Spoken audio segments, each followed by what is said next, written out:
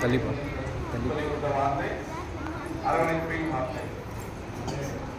யோவான் 19ஆம் அதிகாரம் 26-27.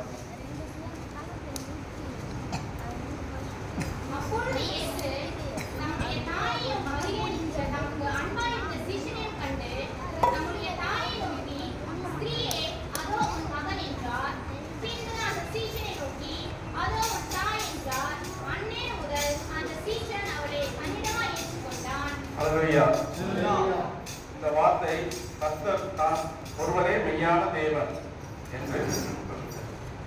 இந்த வார்த்தை கர்த்தர் சிலுவையில் அறிய முன்பு தாயை நோக்கி சீஷரிடத்தில் இவர்களே உங்களுடைய மகன்.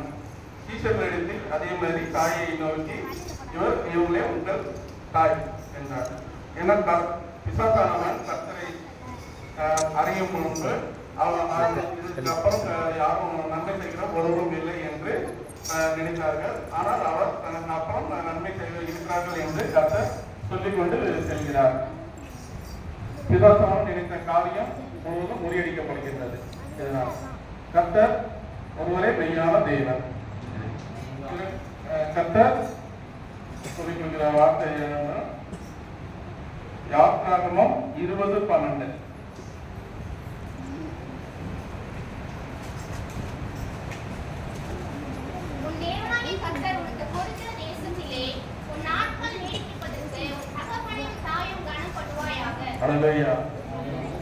பெற்றோரை கனம் பண்ணுங்கள்.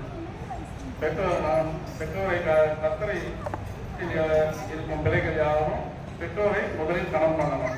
பெற்றோரை கனம் பண்ணாதுன்னா கர்த்தர் நமக்கு தேவையான காரியங்களை செய்வார். அல்லேலூயா.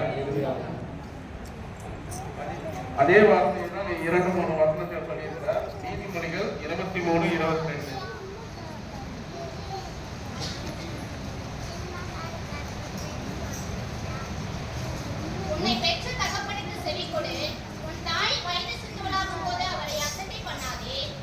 அல்லேலூயா. எப்பவும் நம்ம பெற்றோர்கள் வயசானவங்களை நம்ம ஒரு மாதிரி பேசுறது இது பண்றதெல்லாம் என்னைக்கும் இருக்கக்கூடாது. அதுதான் கர்த்தர் இந்த வசனத்தில் சொல்லிக் கொடுக்கிறார். வயதானவர்கள் அவங்க பேசும் வார்த்தை வயதாக அவங்களுக்கு குழந்தை பருவத்தில் திரும்ப போகிறவா இருக்கும். நம்ம அந்த டைம் அவங்களை அசட்டை பண்ணாம இருந்தால்தான் கர்த்தர் நம்மளை காத்துக் கொள்வார். அல்லேலூயா. நாம் அது இதே மாதிரி நாமும் அடுத்து லேவியராகமம் 19.